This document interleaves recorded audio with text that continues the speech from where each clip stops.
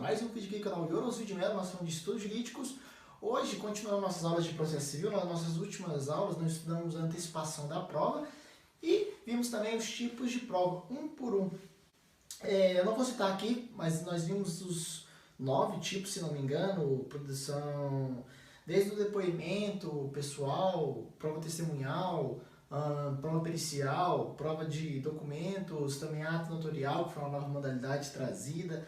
Vimos todos os tipos. Hoje vamos estudar a sentença, pessoal. Primeiramente, eu gostaria de começar o estudo com vocês para a gente ver, primeiramente, o conceito. O que é a sentença, que foi uma das principais coisas que modificou com o novo CPC. Essa modificação que houve no conceito, ela já começou antes do novo CPC. Ela começou já no código anterior, quando nós tivemos a modificação do processo para um processo mais sincrético, o sincretismo processual. O que seria isso? Antigamente era bem dividido as fases. Primeiramente, a gente iniciava um processo, que era, hoje, essa primeira fase do processo é conhecido como conhecimento, seria a fase de conhecimento, né? Depois dessa primeira fase, nós vamos ter a fase de cumprimento da sentença, que antigamente era chamada de execução. Só que antigamente, para iniciar essa execução, era um novo processo, era o processo de execução. Você deveria fazer uma nova petição para iniciar o processo de execução. Não era como hoje, automático, já termina a sentença, transita em julgado e já vai iniciar a fase de cumprimento de sentença. Não era assim. Então essa modificação foi a partir do sincretismo processual, ou seja, houve então divisão de fases. Então o conceito de sentença foi muito modificado com as alterações do sincretismo processual. Antes era o ato que se botava, antes a sentença era o ato que se botava fim ao processo. Com o sincretismo processual, a sentença passou a colocar fim a uma fase do processo e não ao processo inteiro. Assim, o CPC adotou o seguinte conceito.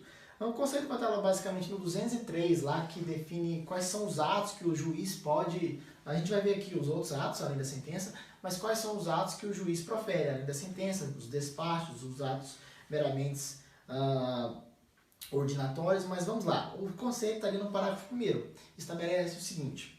Sentença é o pronunciamento por meio do qual o juiz, com fundamento nos artigos 485, esse artigo é o que estabelece a extinção, é a sentença sem julgamento do mérito, né? Quando o juiz nem ao menos chega a analisar o mérito da questão, é o 485, a gente vai estudar ele já já.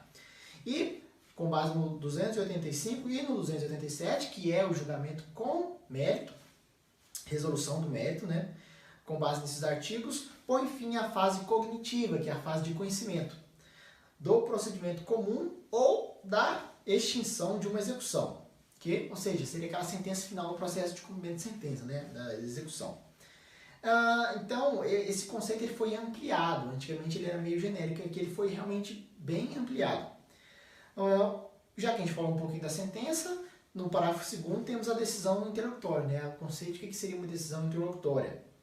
Decisão interlocutória é todo pronunciamento judicial de natureza decisória, que não se enquadra no parágrafo 1º, ou seja, que não vai ter resolução de mérito e não vai ser uma decisão também de resolução de mérito e nem que põe fim ao processo sem resolução de mérito. Também temos os despachos, né, que são todos os demais pronunciamentos que o juiz dá, praticados no processo de ofício ou a requerimento da parte. E os atos meramente ordinatórios são aqueles como juntadas de vistas obrigatórias, independentemente de despacho, devendo ser praticados de ofício pelo servidor e revistos pelo juiz de ofício. São os atos praticados pelos servidores públicos. Os despachos, a gente pode definir eles também como sendo todos aqueles atos que vão dar movimentação ao processo, vão fazer o processo correr o seu tramitar legal. Vamos ver agora o 475, que são as sentenças terminativas, que elas encerram o processo sem julgamento do mérito. A gente vai ver a diferença então das sentenças terminativas e das sentenças definitivas. As definitivas vão ser o próximo tema, que são aquelas que julgam o processo. Então, basicamente, vamos estudar o 475. Quais são as sentenças que encerram o processo sem julgamento do mérito? Quais são as causas que o juiz, as sentenças que o juiz nem chega a analisar o mérito da questão? Então, vai lá. O 475 estabelece o seguinte. O juiz resolverá o mérito quando? O juiz não resolverá. Desculpa, eu não vi o não aqui. Esse não aí é bom você colocar aí, tipo, cor colorida, para você não se confundir na leitura. O juiz não resolverá o mérito quando? Primeira opção. Primeira opção. Primeira hipótese, não opção. Nossa, eu tô alguns dias sem gravar a aula, a gente dá uma enferrujada, mas tudo bem. O que importa é a gente continuar estudando. Indeferir a petição inicial, ou seja, ele nem chegou, faltou algum daqueles pressupostos que nós vimos em algumas aulas bem atrás, quando nós vimos os requisitos da petição inicial, ou quando ela foi inepta, enfim. Ele indeferiu a petição inicial, uma dessas hipóteses. A segunda hipótese é quando o processo ficar parado durante mais de um ano por negligência das partes. Inciso terceiro, por não promover os atos e diligências que lhe incumbir, o autor abandonar a causa por mais de 30 dias. Aqui são essas duas hipóteses, são hipóteses onde o autor ou a outra parte, né, deveria mover o processo e não moveu. Então, a quarta hipótese, no inciso 4, estabelece o seguinte: verificar a ausência de pressupostos de constituição e de desenvolvimento válido e regular do processo, algum vício dessa característica, então. Quinta hipótese, reconhecer a existência de perempção de litispendência ou de coisa julgada. Litispendência quando já houver alguma outra ação, o autor iniciou uma ação, depois entrou com uma nova ação, isso seria a litispendência.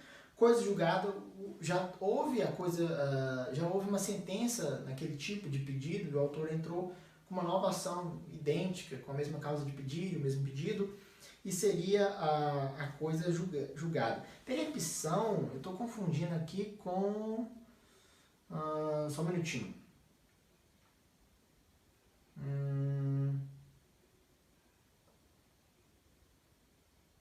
Perempção, eu estava confundindo aqui com outra coisa, mas seria perempção quando o autor, por 3 vezes, ele entra, desiste do processo, então a terceira vez vai ser decretada a perempção. A gente não pode confundir a perempção com a decadência e também não podemos confundir com a prescrição. Então, perempção, por 3 vezes o autor inicia o processo, desiste, e desistir é diferente de renunciar. Quando se renuncia, a gente está renunciando o direito, não pode entrar com a nova ação. E já quando a gente desiste, a gente tem a opção de entrar de novo. Sexta hipótese, verificar a ausência de legitimidade ou interesse processual. Lembrar que aqui é as condições da ação, não existe mais a possibilidade jurídica do pedido. Agora são apenas 2 condições da ação, nós já vimos isso em aulas passadas também. Acolher a alegação de existência de convenção de arbitragem, nós já estudamos isso aqui também, que são as formas de jurisdição voluntária.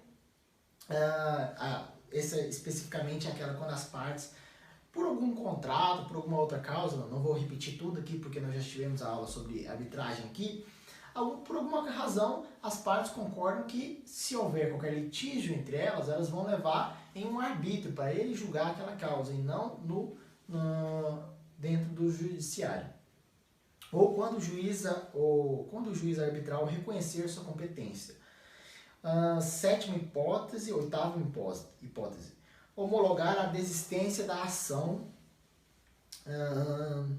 Nona hipótese, em caso de morte da parte, a ação for considerada intransmissível por disposição legal. Aqui a gente lembra lá das nossas aulas do direito civil, que existem alguns tipos de direito que são intransmissíveis, eles não podem passar por herdeiros, entraria nessas hipóteses então.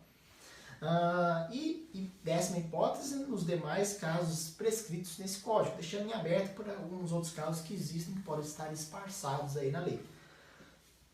É importante a gente ver alguns parágrafos desse artigo também. Lá no parágrafo 1º estabelece o seguinte: nas hipóteses descritas nos incisos 2º e 3º, a parte será intimada pessoalmente para suprir a falta no prazo de 5 dias. Essas hipóteses é justamente aquelas quando indeferir a petição inicial, o processo ficar parado, então o juiz vai dar a oportunidade da parte corrigir o vício que existia. Principalmente por aquele princípio que nos fala, que agora eu esqueci, a literalidade do princípio, literalidade do princípio. Mas basicamente o juiz sempre deve lutar para conhecer o mérito da questão, então ele sempre deve dar a oportunidade às partes de corrigir o vício que possa existir. Nós já vimos isso também em algumas aulas atrás. Me desculpe porque eu estou lembrando de cabeça agora para me falar a literalidade, o nome do princípio, digamos assim. Mas se você lembrar aí de cabeça, pode escrever nos comentários aí para todos. E para mim também, mas eu vou revisar isso agora já. Mas para não interromper a aula, vamos continuar aqui.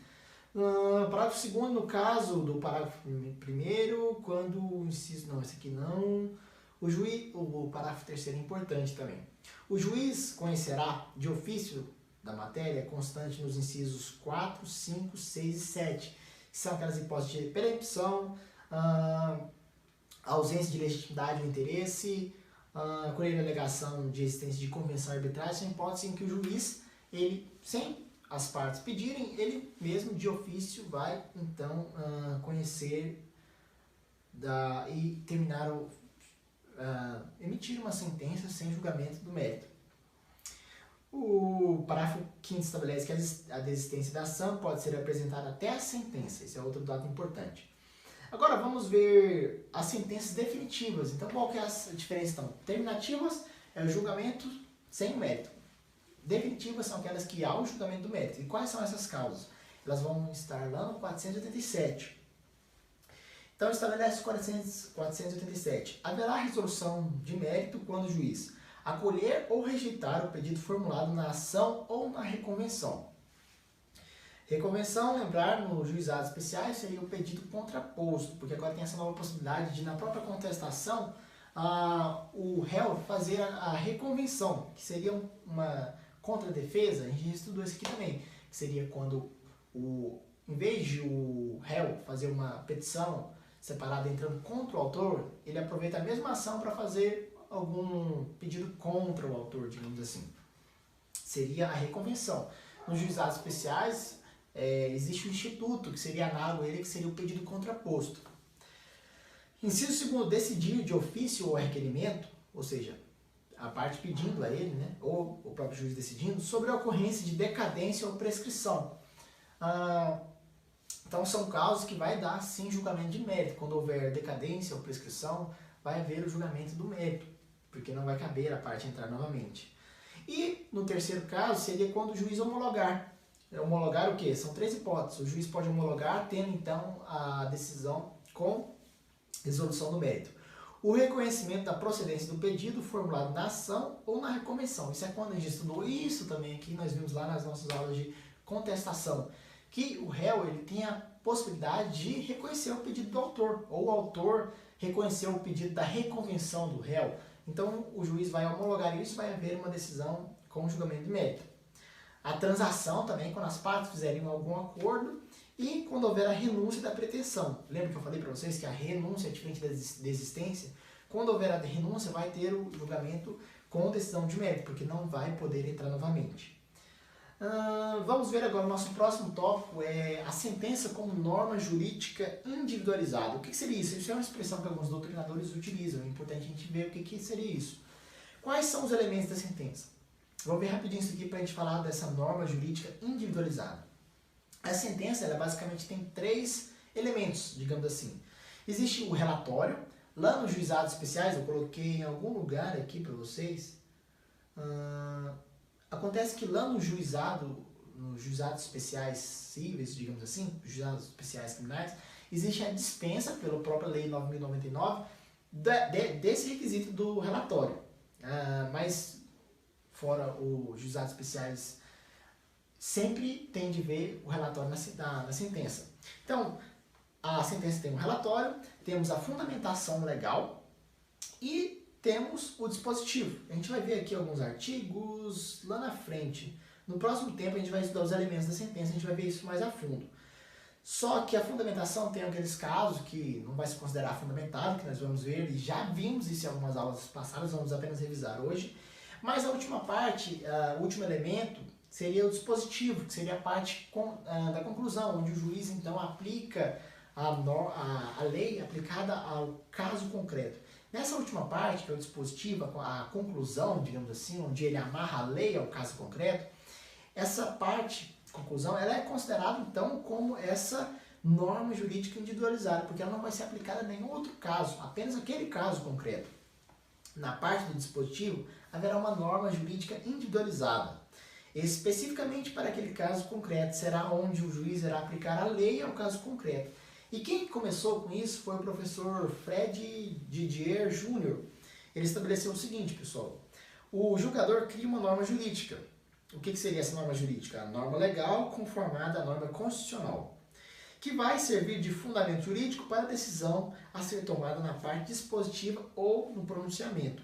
É nessa parte dispositiva, ou seja, na conclusão, que contém a norma jurídica individualizada, ou simplesmente norma individual, porque ela vai ser aplicada naquele caso.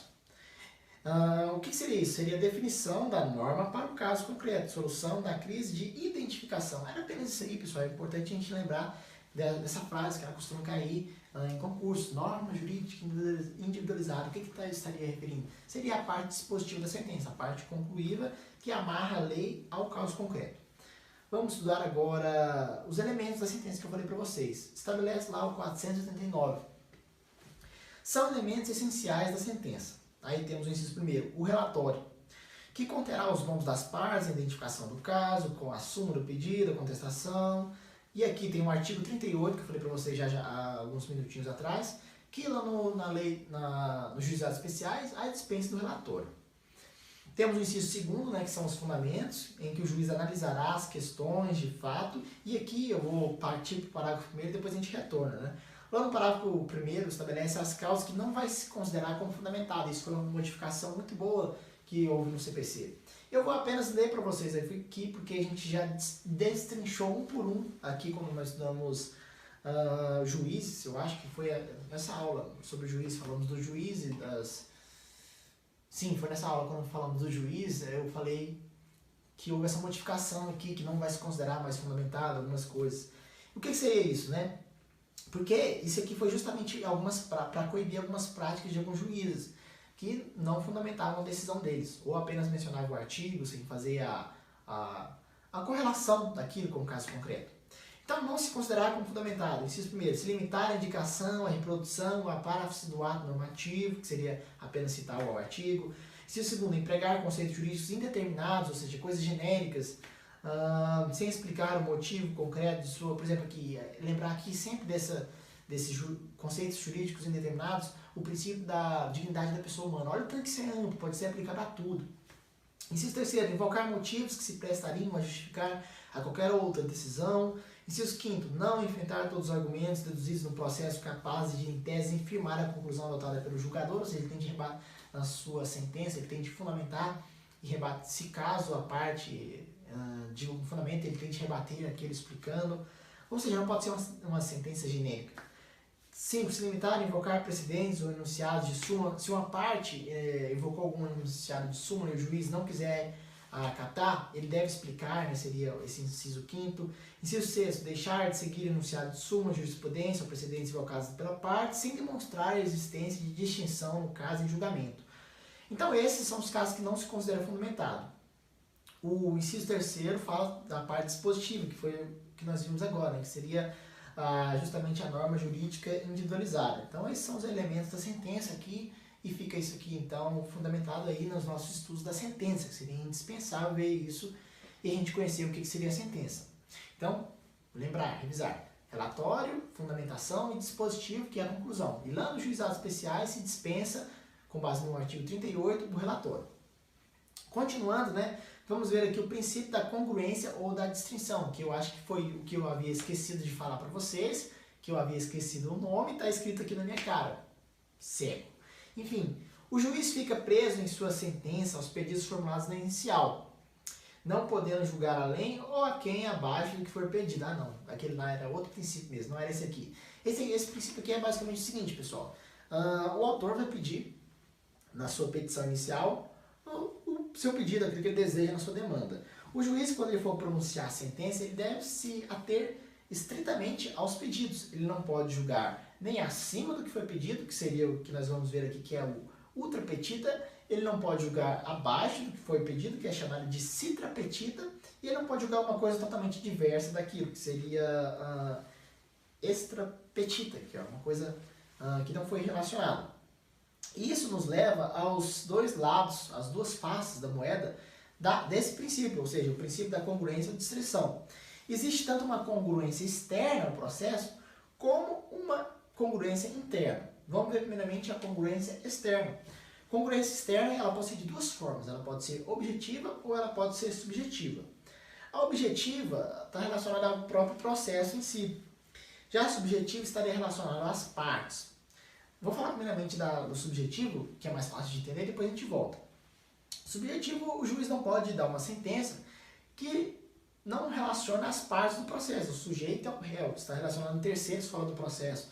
Isso seria totalmente monstruoso. E não, a sentença deve estar entre as partes que estão vinculadas naquele processo. Já falando da congruência objetiva, está relacionado ao pedido que eu falei para vocês. Ele não pode ser extra petita, né? Sentença extra petita, sentença que concede algo que não havia pedido. Existe a sentença ultra petita, que o juiz dá uma sentença a mais do que foi pedido. E a sentença citra petita, que o juiz deu abaixo, ele deixou de julgar alguma coisa, faltou alguma coisa naquela sentença. Esses casos, todos esses casos se corrigem através de embargo de declaração, mas você também pode entrar com a apelação de cara, né? Nesses casos da extra petita, que é uma coisa totalmente fora, é uma sentença nula. Aí seria realmente o recurso de apelação ou embargo de declaração. Aqui no caso, esses casos seria um erro improcedendo lá na fundamentação do nosso recurso. O argumento seria de erro improcedendo por parte do juiz. E agora falando um pouquinho da congruência interna, que é justamente a congruência dentro do próprio processo, né? Porque existem alguns requisitos da sentença, por isso que é falar internamente, antes nós estávamos falando externamente. Quais seriam os requisitos intrínsecos, né? Aquela sentença ela tem que ser certa, ela tem que ser líquida, clara e coerente. Por isso que é interno, a gente está analisando a própria sentença dentro dela, sem falar dos pedidos que foram formulados e tal. Então ela tem que ser uma sentença certa, de fácil conhecimento, ela tem que ser líquida, ela tem que ser valorada, assim poder ser majorada. Ela tem que ser clara, a sentença tem que ser coerente, tem que ser compreendida. Esses são a congruência interna. Então esse princípio da congruência ou adstrição, ela tem esse princípio tem esse outro nome também, né? O princípio da congruência ou adstrição do juiz à sentença. Ela tem tanto uma congruência interna, que está relacionada aos sujeitos, a uma congruência externa, que está relacionada tanto aos pedidos formulados, como também às partes que estão naquele processo, como a congruência interna, que é a própria sentença, que deve ser entendida facilmente, líquida, certa, esses requisitos intrínsecos aqui. Aqui está relacionado também o 492, estabelece o seguinte, esse artigo: é vedado ao juiz proferir decisão de natureza diversa da pedida, bem como condenar a parte em quantidade superior, que é a extra pedida que nós vimos agora, ou em objeto diverso do que lhe foi demandado, justamente falando então dessa sentença extra petita, ultra petita e abaixo é citra petita. Agora vamos falar um pouquinho da classificação. Existem dois tipos de classificação das sentenças, pessoal. A majoritária é chamada de classificação ternária, mas existe outra minoria que defende a classificação quinária, né, de cinco tipos de sentença. Na classificação ternária seria o seguinte: teríamos as sentenças condenatórias, as sentenças constitutivas e as sentenças declaratórias. Eu escrevi aqui errado. Deixa eu consertar aqui. Declaratórias. Nas sentenças condenatórias, seria apenas o pedido formulado pelo autor, seria para que o juiz condene alguém, por exemplo, ao pagamento de alguma coisa, a obrigação de fazer ou não fazer. As sentenças constitutivas, elas vão objetivar a constituição de um direito para o autor, né, alguma coisa que ele almejava, sem que seja condenando a terceiros, condenando ao réu o pagamento, obrigação de fazer. Aqui seria constituir um direito para o autor.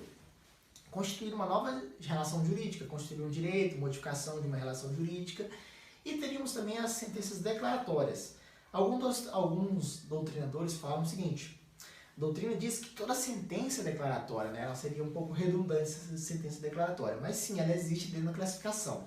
Sentença declaratória, ela busca o reconhecimento de uma relação jurídica que não existia anteriormente. É um pouquinho diferente, então, da sentença constitutiva. Já na sentença classificatória quinária, que seriam 5, além da sentença condenatória, da sentença constitutiva e da declaratória, teríamos também a mandamental e teríamos também a executiva lato sensu, digamos assim, que seria propriamente na fase de cumprimento da sentença. Mas, aqui ó, por exemplo, uma coisa que eu esqueci de falar para vocês, que nessa classificação quinária, um dos doutrinadores que a defendem é o Pontes de Miranda. Só que é melhor a gente gravar a majoritária mesmo, né? A gente aprender, saber que existe uma outra que é a quinária, que vai ter também as sentenças mandamentais e as sentenças executivas lato sensu, mas melhor a gente aprender essa mesma, a gente seguir pela doutrina majoritária. Então, que nos fala da sentença condenatória, que vai requerer o condenamento, das constitutivas, que vai requerer então a constituição de um direito, e das declaratórias. Fica mais fácil assim. Vamos partir agora para os efeitos das sentenças. Aqui nos efeitos das sentenças, pessoal, está muito relacionado ao tipo de sentença. E é meio que assim mesmo. Por exemplo, se for uma sentença condenatória, o efeito dessa sentença imediato, a gente já estudou um pouquinho disso aqui, né, dos efeitos. Tem um efeito imediato e o imediato. Por exemplo, na sentença condenatória, o efeito imediato, a gente viu isso aqui lá em constitucional, eu acho, nas nossas aulas de constitucional. O efeito imediato da sentença condenatória seria a condenação. Mas tem um efeito imediato, que seria o pagamento, que não está aqui. Eu não coloquei aqui para vocês, porque eu recordei agora das nossas aulas de constitucional aqui que eu passei para vocês. Mas da sentença condenatória, o efeito imediato seria a condenação. Mas o imediato seria, por exemplo, se for uma obrigação de fazer, seria que a pessoa faça, então. Na constitutiva seria uma criação de uma nova relação jurídica, né, que seria a própria Constituição, por exemplo, a constituição de uma relação jurídica, e temos o efeito imediato, que seria aquilo que a pessoa quer em si, o objeto da relação jurídica. Na declaratória seria a mesma coisa, a certeza jurídica, digamos assim, seria o efeito imediato. Mas temos imediato vem primeiro. O efeito imediato, né, que é já na hora. Mas tem também um efeito imediato, que seria, por exemplo, a declaração daquilo que realmente quer. Aqui temos a eficácia reflexiva também, tem uns efeitos que podem acontecer, aquilo que nós já estudamos algumas aulas atrás, né, da intervenção de terceiros, quando a sentença atinge um terceiro, e aqui a gente lembra bastante do contrato de locação, eu coloquei aqui como exemplo para vocês, eficácia relativa, ação de despejo versus contrato de sublocação, né? A gente está entrando com uma ação de despejo contra alguém e aquela pessoa tem um contrato de locação com uma outra pessoa. Aquela outra pessoa que a gente está lá no imóvel, ela vai receber um efeito reflexo da nossa sentença. Então, aí tem esses efeitos reflexos que vão dar ensejo, então, aquilo que nós já estudamos aqui, que são as intervenções de terceiros. Para terminar nossa aula, eu estou começando a gripar, e é isso aí, espero ter gostado, até o nosso próximo vídeo. 6h55.